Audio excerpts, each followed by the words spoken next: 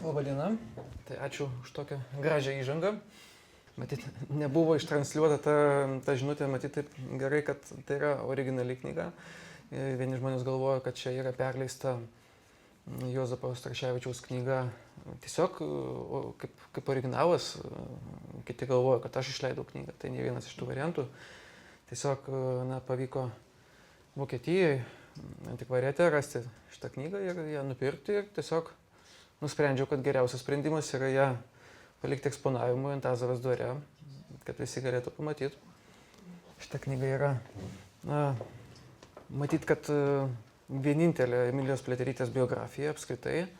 Vėliau buvo šiokių tokių biografijų, bet jau jos kitokios, jos sutrumpintos, perdegtos ir čia autorius rėmėsi originaliais šaltiniais. Tai aš pirmiausia tiesiog pradėsiu nuo istorinio konteksto. Trumpai apie Antazavės dvarą šiek tiek papasakosiu ir tuomet jau pereisim prie pasakojimo apie Emiliją, apie sukilimą ir apie autorių, galiausiai apie pačią knygą. Tai taip yra sudėliota šitą prezentaciją. Aišku, reikėjo tokį gana išsamų istorinį tyrimą atlikti. Nepaisant to, šitą knyga Zarasų rajonui labai yra vertinga, Zarasų rajono istorijai. Tai vat, ir vėliau galėsime pavartyti, pažiūrėti, kaip jinai atrodo. O čia beje ant jos yra toksai antspaudas, tai yra Birnau vienuolyno, tai yra Vokietijoje, pietų Vokietijoje. Ir kažkada jinai buvo to vienuolyno bibliotekoje, Cistersų vienuolynas. Bet tikriausiai po pirmo arba antro pasaulinio karo kažkur tai jinai tiesiog pateko pas kažką ir taip iš rankų į rankas. Tai kiek man yra žinoma, tokią knygą turi Vilniaus universiteto biblioteka. O daugiau, matyt, kad nelabai. Aišku, užsienį yra šiek tiek tų knygų. Jinai buvo spausdinama masiškai anksčiau, XIX amžiuje. Tai 1895 jinai buvo išleista, paskui prancūziškai, Paryžiuje. Papasakosiu, kodėl būtent Paryžiuje. Viską paaiškinsime. O paskui ir kitom kalbom, vokiečių, italų ir visa kita. Keliaujam prie Antazavės. Čia yra Antazavės litografija. Sunku pasakyti, kurie tiksliai metai, tai yra Antazavės dvaro dvarininkų laiškinis popierius, tai jisai toksai viršuje buvo tas popierius ir tas piešinys ir jau žemiau ten buvo rašoma. Tai jis tiesiog buvo plėšimas toksai, kaip ir ant jo rašoma. Tokių buvo daug, bet išlikęs yra tik tai vienas, bent jau apie vieną žinom. Sunku pasakyti, kurio čia laikmečio, tai ant šito buvo data 1859 metų, bet įrašyta ranka, tai galėjo būti, kad ir 20 metų naudojami tie patys popieriai, užsakyta jų daug ir jie naudojami. Tai bet tai yra XIX amžiaus vidurys ar pirma pusė, tai, sakykime, grubiai tariant, 1840 metai, tai 10-15 metų po sukilimo, taip galima pritempti. Tai Antazavė buvo tokia, gal nelabai ir pasikeitė, visgi tai buvo dvaras, tai buvo dvarvietė ir šiaip Antazavė yra sena dvarvietė, pirmą kartą tai jinai yra paminėta 1587 metais, Raudaminams dusetiškiams priklausiusio Dusetų dvaro valdų aprašyme. Tai čia minimas kaimas Zalvė, taip, prie to paties pavadinimo ežero. Tai ir jau vėliau, 17 amžiaus pirmoje pusėje, apie 1820 metus, tai čia jau Raudaminos dusetiškiai įkūrė Dusetų dvaro palivarką. Ir aišku, dar jisai Antazalvė vadinasi, o paskui jau tik Antazavė nuo 17 amžiaus vidurio. Tai patys rūmai. Kol pliateriams 1686 metais Antazavės dvarą įsigyja pliateriai, iki tol ten buvo kiti didikai, Pacai, Genvilas Petrovskiai. Po to, kai Jonas Nurius pliateris įsigyja šitą dvarą, tai jisai medinis, nedidelis. Paskui tik tai 18 amžiaus pabaigoje jisai jau buvo perstatytas būtent į tokius rūmus, kokie yra čia matomi. Tai sakykime, 1782 metų inventorium remiantis, šitas dvaras jisai buvo medinis, iš tašytų rąstų ant mūrinio pamato, langai buvo dvivėriai, kas yra įdomu, raudonai dažytomis langinėmis, stogas dengtas malksnomis arba gontais, tai priešas rūmus buvo ovalo formos parteris, apjuostas plačiu taku, parteriai juosia gėlynai. Buvo sodas, terasų parkas ir vyravo liepos, klevai, kaip ir daugumoje to metų dvarų. Na ir mūriniai, dabartiniai neoklacistinio stiliaus Antazavės dvaro rūmai, jie buvo pastatyti 18 amžiaus pabaigoje. Kada tiksliai mes nežinom. Žinom, kad tai aišku buvo grafienės Kunigundos Valavičiūtės Pliaterienės užsakymu. Statybos liudija 1790 metų sutartis sudaryta su mūrininku Jonu Aleknavičiumi. Tai galima sakyti, kad jeigu jau sutartis su mūrininku sudaryta, tai darbai jau buvo prasidėję arba neužilgo turėjo prasidėti. Vis tiek paruošiamieji darbai jau buvo, jau senasis pastatas buvo nugriautas. Tai arba buvo statoma šiek tiek kitoje vietoje. Tai 1794 metais pastatyta Antazavės Dievo apvaizdos bažnyčia, kur irgi čionais yra matoma. Tai tuo metu jau buvo sujungta bažnyčia su alėja, sujungta su dvaro rūmais ir Antazavė buvo dvaras. Aplinkui nebuvo, kaip matot, nei kaimo, nei miestelio, nei kažko, tai tiesiog dvaras. Kaip sakykime, Rimbradas taip pat. Tai aišku, tas dvaras buvo didelis, priklausė nemažai kaimų, virš 10, daugiau negu 10, tai Marimonto vandens malūnas, Karčiamos, Bravoras, keli palivarkai. Tai toks buvo dvaras ir iš šito dvaro buvo kilęs Emilijos Pliaterytės tėtis. Labai yra svarbu pasakyti apskritai, kad dvaras tai nėra tik tai rūmai, kuriuose mes dabar esam. Dvaras tai yra visas didžiulis ūkinis vienetas su pastatais, su žeme, su kaimais, su baudžiauninkais, darbininkais ir visų ūkių ir priklausiniais. Tai mes taip įpratę manyti, todėl kad viso to kaip ir nebeliko, visos tos didybės, didelių žemės valdų. Taip. Dabar apie Emiliją Pliaterytę, tai jinai buvo Antazaviškio grafo Pranciškaus Ksavero Pliaterio ir grafaitės Anos von Molių Šimroto dukra. Tai kas yra įdomu, kad Emilijos Pliaterytės tėvų santuoka, pasirodo, jinai yra Imbrade, pavyko surasti metriką, čia ją įdėjau iš Imbrado dvaro koplyčios santuokos metrikų knygos, 1805 m. rugsėjo 21 diena. Tai rodo, kad jie tikrai vietiniai, tikrai čia gyveno, čia buvo. Bet populiarioje literatūroje yra rašoma, kad tėvų santuoka visgi buvo Vilniuje, kaip ir Emilija irgi gimė Vilniuje. Emilijos Pliaterytės krikšto metrikos man nepavyko surasti. Taip yra matyti todėl, kad neišlikusios metrikų knygos būtent tų metų, tai galbūt kažkaip. Bet mes žinom, bet būtent šitą datą mes irgi žinom ir visą beveik informaciją apie Emiliją, tai mes žinom iš šitos knygos. Bet Emilija, aišku, jinai čia nors jinai buvo kilusi, jos tėvai iš čia kilę, bet nei Antazavėje, nei Dusetose jinai visgi negyveno nuolat. Aišku, apsilankydavo, bet kai jai apie 1815 maždaug metus jos tėvai išsiskyrė, kadangi Pranciškus Ksaveras Pliateris, jisai toksai buvo tikrai velnių priedęs ir ne ta žodis, ten yra jo nuotykiai Vilniuje aprašyti ir jisai sunku buvo ir mamai ir dukrai, tai tiesiog išsiskyrė ir beje, jos išsikėlė gyventi pas vyro giminės į Liksną. Tai jau vyro giminės priėmė, tai matyt suprato, kaip ten buvo. Tai va, jinai augo ten, Liksnoje. Aišku, dvare įgavo labai gerą išsilavinimą, tokį, koks priderėjo tuo metu aristokratams.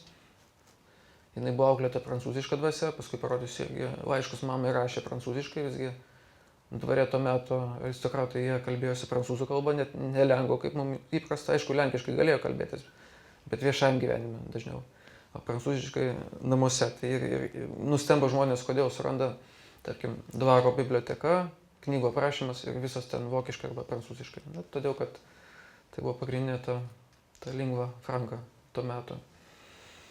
Tai štai, ir jos išsilavinimo liudija ir tai, kad savo laiškuose jį citavo karalių filosofą Stanislavą Leščinskį bei savo mėgiamą prancūzų poetę Antoinette d'Oliger.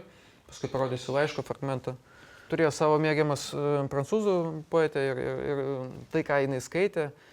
Dvaras, matyti, irgi buvo turtingas ir beje ir tapyti mokėjo. Tai va čionais yra jos tapytas autoportretas. Ar tikrai jos yra, ar tikrai sunku pasakyti yra.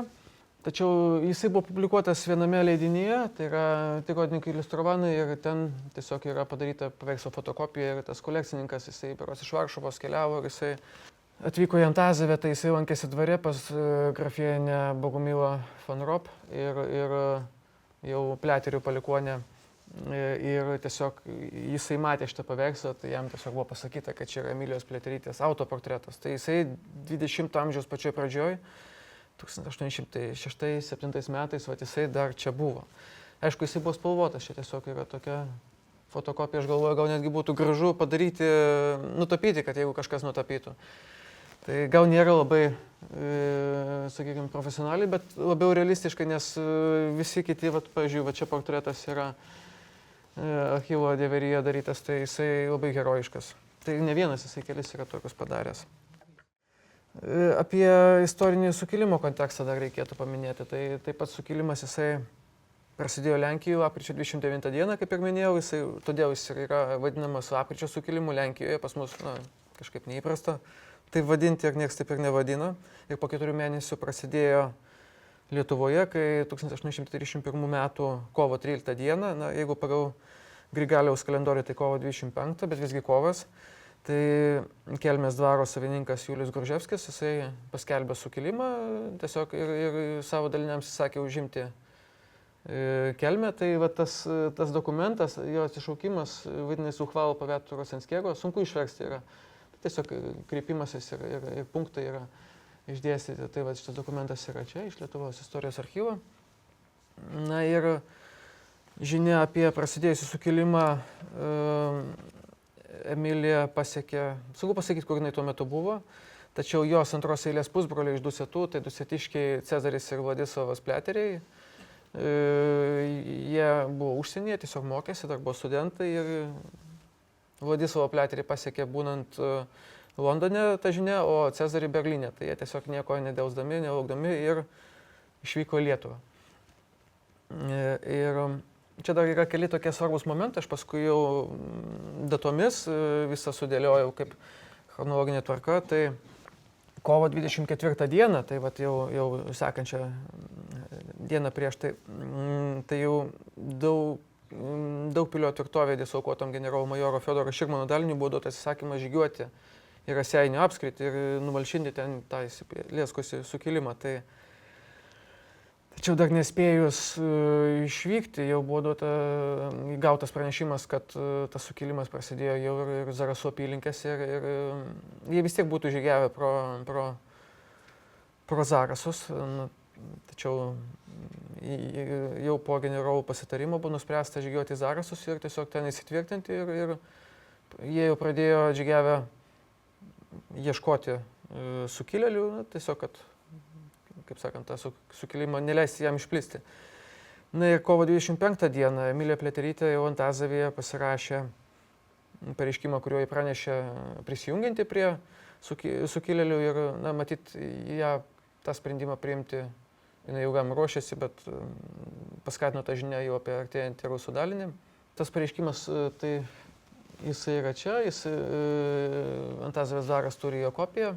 Originalas yra Lenkijos Varšuvos senųjų aktų archyve, tai kaip ir dauguma dokumentų išvežtų 1936 metais. Ir labai gerai, kad jie buvo išvežti, tiesą sakant, nes ten po metų pusantrų buvo gaisras dvare, dvaro palėpė degė ir galbūt ir nebūtų išlikę tie dokumentai. Taip pat ir Emilijos laiškai keli, kurie ten buvo likę.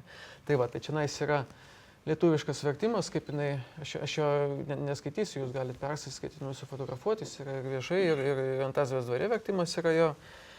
Tai va, jinai tiesiog praneša prisijungianti ir išdėsto kaip kas ir kad niekieno neverčiama. Sukilimas, aišku, jisai įsiplėskė Dusetų apylinkėse, visgi tie židiniai sukilimo, jie nebuvo taip paplitę, pavyzdžiui, Breslaujos, Ukmergės ir Ukmergės pavietose jie nebuvo taip išplitę. Tai vat Zarasų, sakykime, rajone, tai vat buvo pagrindinis sukilimo židinys, tai Dusetos, Antazavė. Ir matyt, tai buvo Pliaterių, Emilijos ir vat jos antros eilės pusbrolio Cezario Pliaterio iniciatyva. Tai čia verta paminėti, kaip visą tai prasidėjo, nes šioje Juozapo Starševičiaus knygoje tai yra aprašyta. Kovo 29 dieną, sekmadienį, Emilija Pliaterytė su savo adjutante Marija Prošinskaitė ir keliais bendražygiais išėjo į Dusetas. Ir ten laukė iš Vilniaus atvykstančio Cezario Pliaterio. Na, kur buvo Vladislavas tuo metu, sunku pasakyti, jisai tikrai dalyvavo sukilime, bet apie jo dalyvavimą mažiau žinoma yra. O va Cezaris jisai labiau reiškėsi būtent šitose apylinkėse. Galbūt ir brolius čia buvo, sunku pasakyti. Na štai Emilija, belaukdama Cezario Pleterio, jinai Dusetose po šventų mišių miestelio aikštėje, kai susirinko daug žmonių, ji ten, būdama raita ant žirgo, iškėlusi tautinę vėliavą, pasakė kalbą, raginusi žmonės sukilti ir padėti jau kovojantiems Lenkams. Sunku pasakyti, kas ta tautinė vėliava. Tai matyt bus dviejų ta sukilimo herbas, dviejų laukų, vienoje Vytis lietuvių, kitoje Lenkijos erelis. Tai tiesiog jau jisai buvo priimtas naudoti sukilėliu. Tai nebus kažkokia tokia, ar tai tik tai Vytis, greičiausiai ne. Bet čia mano nuomonė. Tai ir pradėjo organizuoti sukilimas ir buvo suorganizuota apie 280 šaulių, 60 raitelių, keli šimtai dalgys ginkluotų valstiečių. Visgi tai nėra daug, tas sukilimas jisai nebuvo taip masiškai išplitęs, bet būtent Dusetų apylinkės parodė tą tokį susivokimą ir kovojo. Na, tas kovojimas jisai buvo toksai daugiau partizaninės taktikos, nes jeigu čia kovojo tokie, sakykime, pavieniai daliniai, tai Lenkijoje kovojo reguliarioji kariuomenė, aš paskui parodysiu Varšuvos kunigaikštystės. Tai ir kovo 30 dieną, tai jau sekančią dieną po to, kai Pliaterytė paskelbė tą sukilimą, tai jau su savo būriu jinai užpuolė Daugailių pašto stotį ir ten paėmė kasą ir apie 30 žirgų. Irgi taip yra rašoma iš toj knygoje, gretimose bylose, ten jau sukilimo, kai sukilėliai buvo tardomi taip, tai yra patvirtinama, tai pirmas jos toksai žygis yra. Ir kas yra labai įdomu, tai kovo 31 dieną jau vidurnaktį Širmanas su rusų 7-ojo jėgerių pulko batalionu, jisai paliko Zarasus, jau kaip buvo įsitvirtinęs ir žygiavo į Salaką. O iš ten į Daugailius, iš Utenos per Vyžuoną, Stebeikius ir Anykščius. Na ir tai paskatino, kadangi jau tas dalinys jisai nuėjo į kitą pusę, sakykime taip, į kitas apylinkės, tai paskatino Dusetiškius veikti. Na ir susijungė su Cezario ir Emilijos ir bei Kavoliškių dvarininko Jozapo Štadino dar dalinys buvo. Kavoliškių, tai čia Štadviliai beje, ten irgi sukilėlis dvarą turėjo, tai ir iš Rokiškio atvykusių Jono Horodeckio dalinių, tai apie 200 sukilėlių iš viso buvo, tai jie išvyko į Antalieptę, keliom dienom ten įsirinkė stovyklavietę ir balandžio 9 nužygiavo iki Zarasų, tai per Vencavus ir be didesnio mūšio tą miestą užėmė. Bet tas visgi užėmimas jisai nebuvo toksai, jisai nebuvo ilgalaikis, nes jau sekančią dieną juos sukilėlius įstūmė iš Daugpilio atvykę pulkininko Kapelio grenadierių bataliono kariai ir pasitraukė sukilėliai į miškus, jie sutelkė vėl jėgas, dar matyt pritraukė žmonių ir remiami šaulių bei patrankų ugnies, tai reiškia patrankas turėjo, sėkmingai kontratakavo ir sumušto priešo rytų kryptimi dar nusivėjo apie 4-5 km, tai čia jau į Medumės pusę. Visgi ta kontrataka jinai nebuvo tokia, priešo jėgos buvo žymiai gausesnės, tai jau balandžio 11 dieną su atvykusiu pastiprinimu Kapelis, vėlgi tas pats vadas vėl ketino pulti, tačiau sukilėliai atidavė Zarasus be mūšio ir pasitraukė Antazavės kryptimi. Kapelis jisai buvo išsiųstas į Vydžius su 2 batalionais, 2 patrankom. Tačiau žygiavo Dusetų link. Na ir kas yra labai įdomu, kad rusai žygiuodami Dusetų link, jie žygiavo pro Imbradą, sudegino visiškai Imbrado dvarą tuo metu. Tiesiog ta žinia yra išlikusi, paskui turėjo Rusijos valdžia kompensuoti tos padarytus nuostolius. Na ir likus, kas yra dar labai įdomu, likus maždaug 6 kilometrams iki, čia kelias maršrutus pažymėjau, tai vienas yra geltonas, tai yra sukilėlių žygis į Zarasus, taip ant seno žemėlapio uždėjau, o kitas jau yra mėlynas, tai jau yra rusų dalinio žygis į Dusetas, siekiant atmušti sukilėlius, tai juos išvyti iš Dusetų. Tai likus maždaug 6 km iki Dusetų, tai tikriausiai tie žukliškėmis, ten apimbraukiau tą vietą, čia dar parodysiu, aš nežinau, bet aš tiesiog spėju, nes taip yra aprašyta, sunku pasakyti, kur ta vieta, bet jeigu palei kelią, tai sukilėliai Emilijos ir Cezario Pleterio sukilėliai ir Štadino Jozapo, tai jie surengė pasalą rusų daliniui, tačiau ta pasala nepavyko, nes tiesiog priešas buvo gausesnis ir jie vis tiek turėjo atsitraukti, tai jie atsitraukė iki Dusetų, dar užtiltėje jie bandė sudeginti tiltą, Vėlgi tai nepavyko, na ir tada jau sukilėliai buvo išsklaidyti iš Dusetų apylinkių. Tai va šitas Dusetose mūšis jisai buvo labai toksai sukilėliams skausmingas, tai buvo apie remintis majoro Litvinovo raportu Daugpilio tvirtovės komendantui generolui majorui Gustavui Helvigui, tai apie 100 buvo sužeistų ir žuvusių sukilėlių. Sunku pasakyti, kiek ten jų buvo, nes nebuvo tokių aiškių sąrašų ir ten kas dalyvavo, kas išsibėgiojo, paskui prie kitų dalinių prisijungė, tai yra sunku suskaičiuoti. Po eilės pralaimėjimų sukilėliai buvo išblaškyti. Emilija Pliaterytė, jinai atvykusi į Smilgius pas sukilėlių vadą Karolį Zaluskį, grafą, jinai pasiprašė, kad ją paskirtų į kažkurį tai iš jam pavaldžių dalinių, tačiau jai visgi, kas yra aprašyta, buvo patarta tiesiog pasisaugoti ir saugoti sveikatą ir grįžti namo. Tai vienas iš tokių atvejų, sukilime daug moterų dalyvavo, visgi nemažai jų buvo. Bet Emilijos tas atvejis toksai unikalesnis, jinai pasižymėjo to noru veržtis į mūšių lauką. Tiesiog. Ir balandžio 22 dieną jinai dalyvavo kautynėse prie Prastavonių. Tai čia būtų į pietryčius nuo Šeduvos, vėlgi geografija yra plati per visą Lietuvą.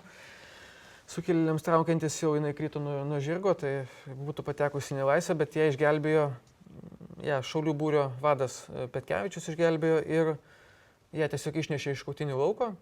Po pralaimėjimo Zaluskis su sukilėlių korpusu pasitraukė į Raseinių apskritį ir atsisakė savo pareigų. Korpusas įsiskirstė, tai Emilija buvo išvykusi į Ukmergę, ten susipažino su savo bendražykė būsima Marija Rašanavičiūtė. Ir jos prisijungė prie Konstantino Parčevskio dalinio, su kuriuo dalyvavo dar vieną mūšį nesėkmę pasibaigusiam prie Maišiagalos. Tai va, ir čia yra toksai etapas, kai jau į Lietuvą atvyksta kongresinės Lenkijos kariuomenė, tai reguliarioji.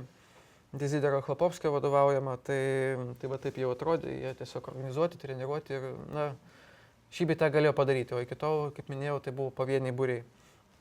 Ir va tada buvo vykdoma sukilėlių būrių reorganizacija, tai birželio pirmomis dienomis 1831 metų generolas Chlapovskis baigė formuoti savo pulkus ir Žeimiuose visą tai vyko. Reikia paminėti, kad ten Žeimiuose buvo dar vienas zarasiškis sukilėlis tarp Emilijos ir Cezario Pliaterio, Fortunatas Podbereskis nuo Smalvų, tai apie jį niekas, Lenkai žino, bet mes apie jį tiesiog nežinom, kad jis toks buvo, kažką darė, tai paskui irgi Prancūzijoje gyveno. Tai va, ir jis ten taip pat su Chlapovskio kariuomenė buvo paskirtas į vieną iš būrių. Ir nepavykus Emiliją perkalbėti sugrįžti į namus, tai Chlapovskis ją paskyrė 25-ojo pėstininkų pulko pirmosios lietuvių kuopos garbės vade. Garbės vade, tačiau jinai visgi šį bei tą darė ir tikrai pasižymėjo ir jinai rodė iniciatyvą dalyvauti sukilime. Tai tuo tarpu Cezaris Pliateris, jisai buvo paskirtas vadovauti 6-ojo pulko raitųjų šaulių eskadronui ir vėliau už pasižymėjimo kovose buvo apdovanotas Virtuti Militari, tai vat šituo vat ordinu jis yra išskirtinis tuo, kad jis yra teikiamas tik tai už nuopelnus kovose, tik tai už karinius nuopelnus, tai taikos metu ne. Ir beje, Lenkijoje jisai iki dabar yra teikiamas. Tai štai. Ir toliau Emilija birželio pirmomis dienomis jinai kartu su majoro Macevičiaus vadovavimu 25-ojo pėstininkų pulku ir visa jau Gelgaudo Antano kariuomenė paliko Žeimius, žygiavo Jonavą, ten gavo įsakymą vykti į Kauną. Tai ten vėlgi lydėjo nesėkmės, kadangi Vilniuje Paneriuose buvo pralaimėtas mūšis, tai tada jau rusai puolė Kauną ir carinės Rusijos kariuomenė ir daugiau kaip Kauno mūšio metu daugiau kaip 600 sukilėlių buvo paimti į nelaisvę, tai Kauno komendantas, aukšti karininkai ir sukilėliams traukiantis iš miesto Emilija dar kartą krito nuo žirgo, tai jai pasisekė, ją išgelbėjo majoras Macevičius. Tai štai. Ir kas yra įdomu, tai 25-ojo pėstininkų pulko vado, būtent to, kur Emilija išgelbėjo Macevičiaus adjutantas, buvo Ignotas Domeika.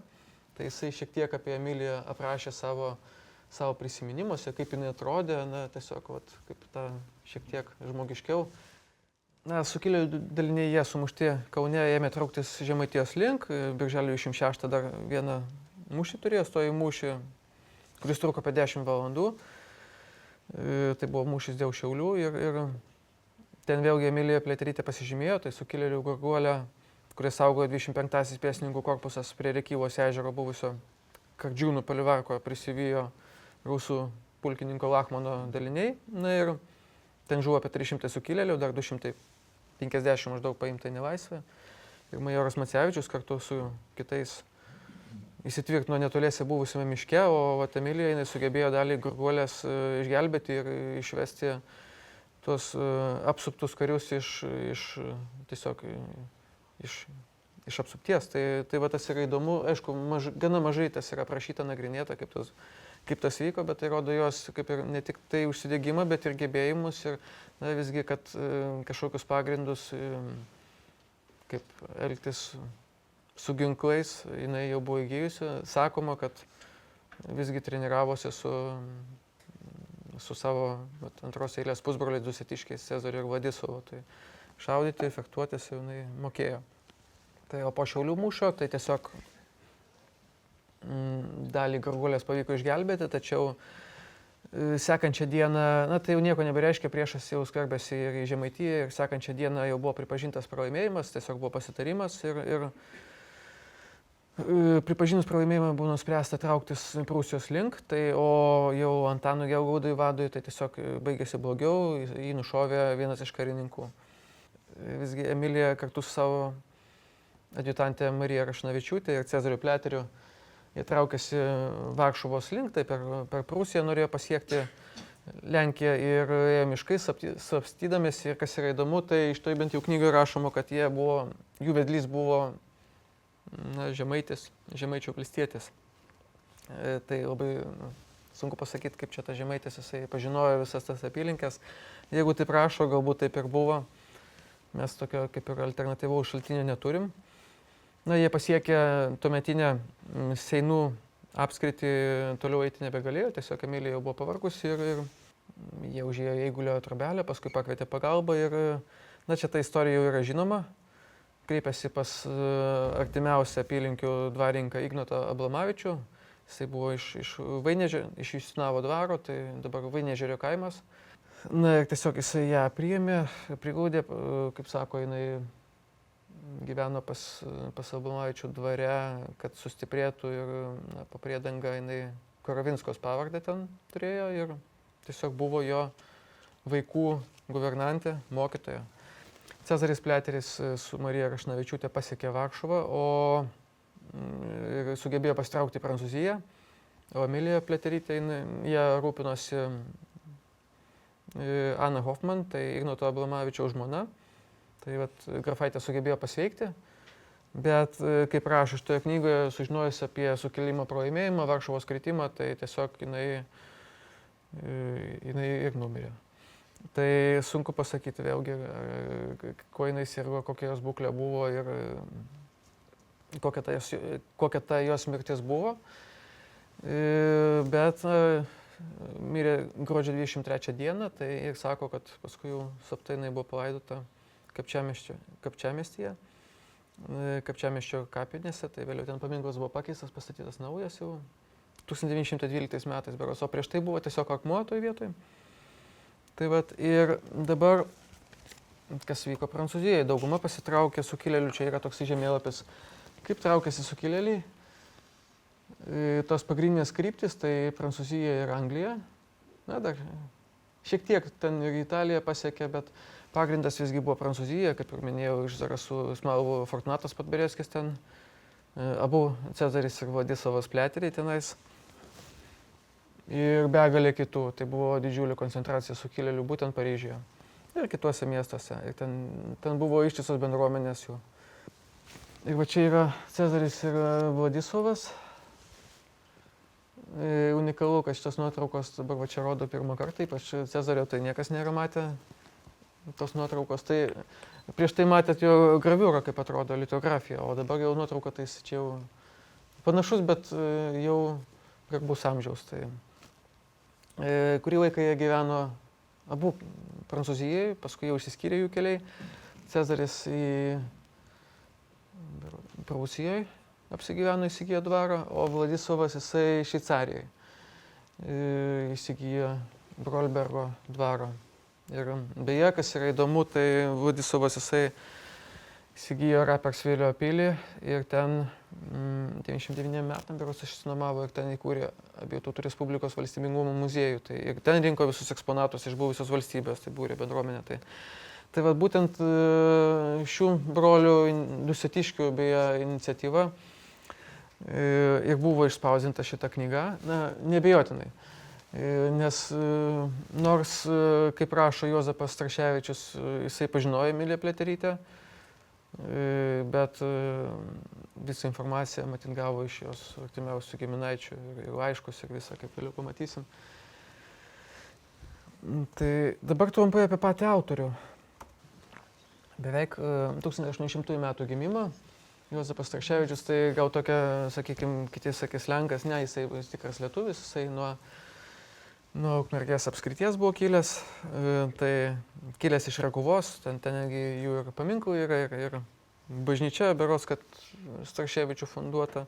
Tai va čia jų herbas yra iš kilmės dokumento. Tai jis buvo savo laiko šviesuolis, keliavo po Europą, studijavo Vilniaus universitete ir dalyvavo jau Filomatų Filaretų draugijų veikloje, tai kaip ir jau minėti Cezaris ir Vladislovas Pliateriai. Tas sukilimo idėjas jį pasiekė ir prasidėjus sukilimui, tai jisai turėjo tokias gana neprastas pareigas. Jisai buvo ir aktyvus organizatorius ir vadovas. Pradžioje įsijėjo į Upytės apskrities sukilėlių komitetą, vėliau tapo laikinosios sukilėlių vyriausybės, vyriausiojo komiteto nariu ir jam buvo paversta santykių su užsienio reikalai, būtent sukilimo vadovybės ir atliko vyriausybės sekretoriaus pareigas. Tai visgi jau aukštas pareigas užėmęs sukilėlių vadovybėje žmogus ir jisai ir apie Emiliją žinojo ir apie viską, kas vyksta. Ir tai atsispindėjo jo vėlesnėje veikloje. Tai pasitraukęs jau per Prūsiją išvyko į Prancūziją.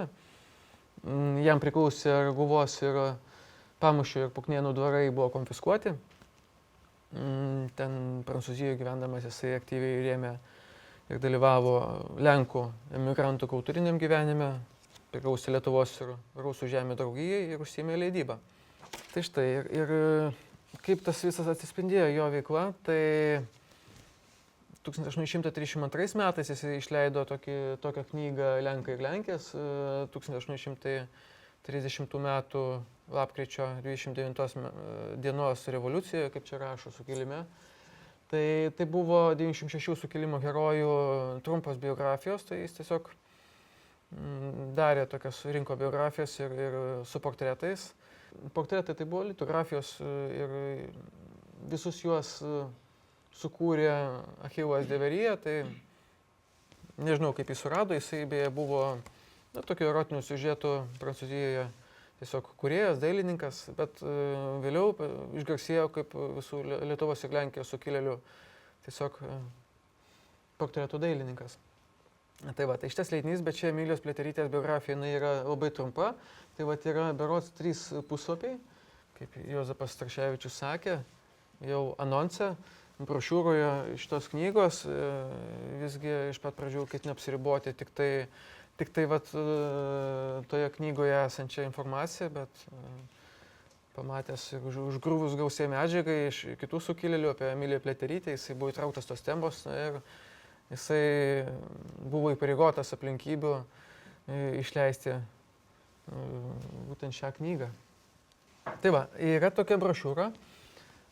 Prieš pat išleidžiant knygą jinai buvo išspausdinta. Knygos kaina buvo 7 frankai 50 centimų, tai visgi brangu, frankai buvo auksiniai, tai nemažai to pinigų kainavo. Tai va, ką jisai čia rašo, kad toje brošiūroje, kad jisai turėjo laiškus rašytus prie jos mirties patalo, apklausė liudininkus, kurie užmerkė jai akis. Na, čia taip herojiškai, aišku, jisai viską aprašo, bet matyt, kad jisai tos medžiagos buvo daug surinkęs ir turėjo, tikrai buvo įpareigotas parašyti tą knygą ir jisai ją parašė, tai šiek tiek tada apie pačią knygą, tai jinai buvo išspausdinta 1835 metais Paryžiuje, tai pirmiausia prancūziškai, vėliau angliškai, itališkai ir vokiškai. Na, bet jau tie leidimai, jie tokie nebuvo tokie jau, sakykime, tai vertingi. Aišku, pirmasis leidimas jisai yra svarbiausias. vėlgi pasirinkta prancūzų kalba ir kodėl Emilija Pliaterytė, tai autorius visgi ir autorius ir jos giminaičiai visgi galvojo, kad per moters herojas figūrą, ją taip heroizuojant, visgi galima pateikti viso sukilimo istoriją ir taip populiarinti. Tai tikslas ir buvo pasiektas.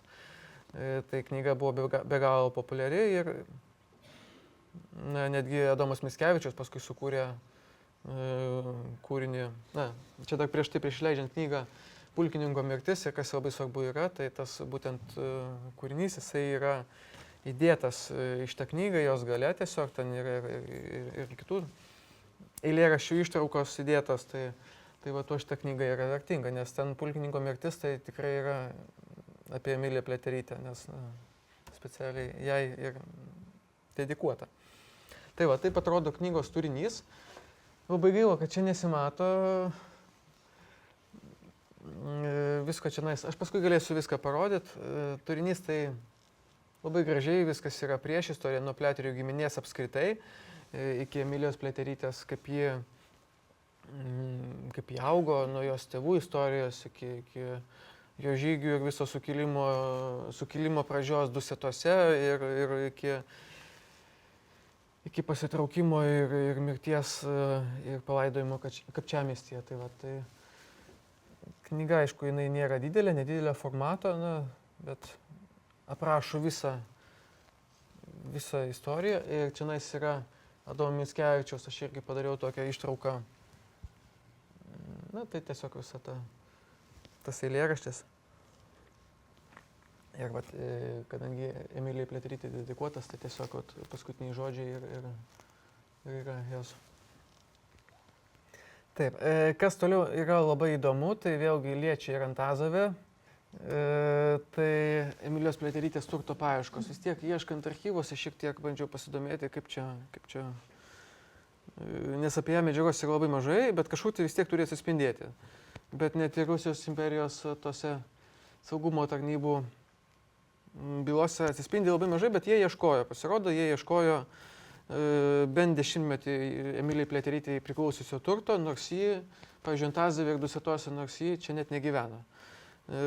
Tas yra įdomu ir bet ne viskas sugebėjo, kas buvo susiję, ne viskas sugebėjo konfiskuoti, tai kaip minėjau, jau tas paveikslas buvo išlikęs ir išlikė ir jos laiškai rašyti mamai.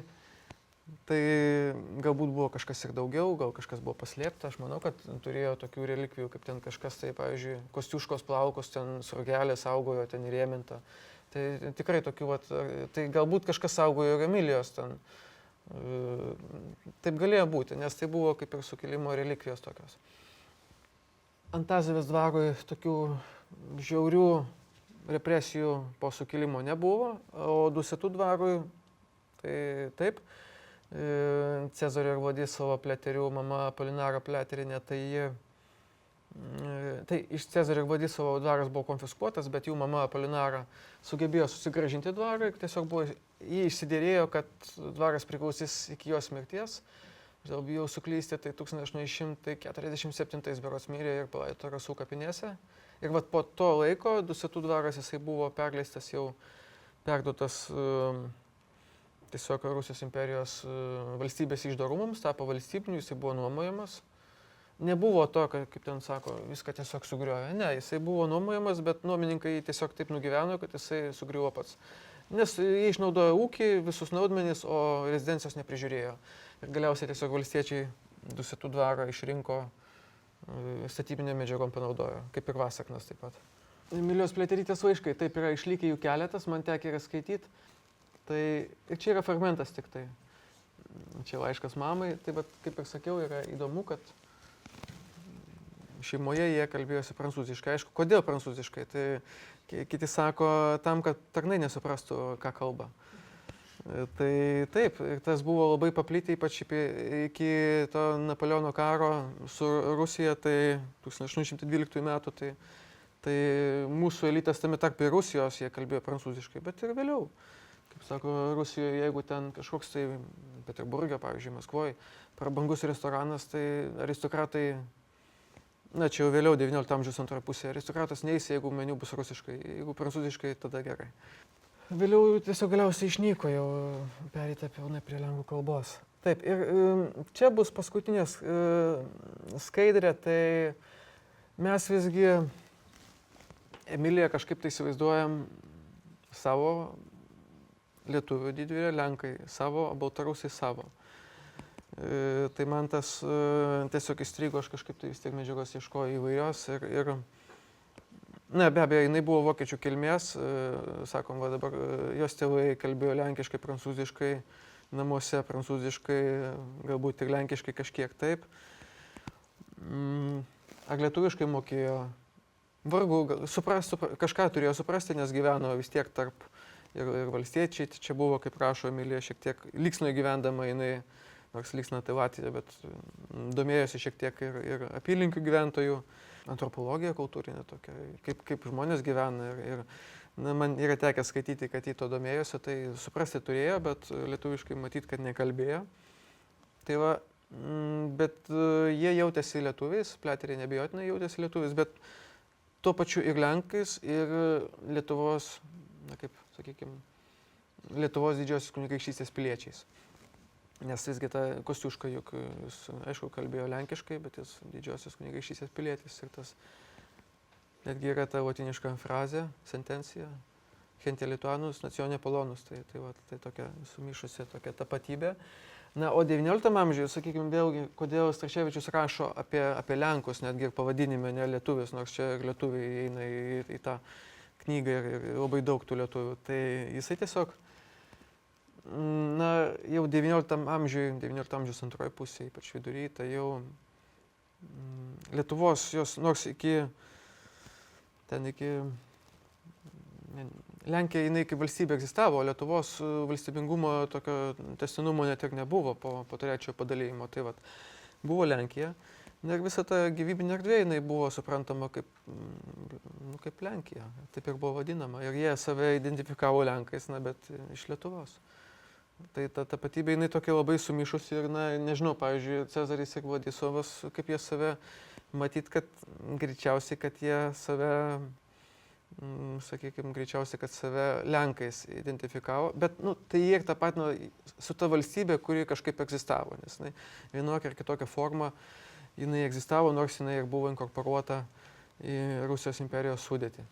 Tai štai, na ir va čia, sakau, galiausiai, ką man pavyko surasti, tas litvinizmo vadinamas šešėlis, tai kas yra visiškai nesusiję, nors tai buvo bendra valstybė, bet Emilija Pliaterytė, kaip ir baltarusų Žana d'Arc, toksai, kad jie savinasi, mes negalim leisti, kad jie savintųsi, visgi Emilija tikrai yra mūsų, tikrai jos tėvai iš čia. Ir yra visas tas pagrindas, na, jie irgi ieško tapatybės, bet, nu, taip negalima. Tai va, tiesiog tokie įdomybės tokios. Ačiū uždėmesi. Jeigu bus klausimų, aš pasistengsiu juos atsakyti.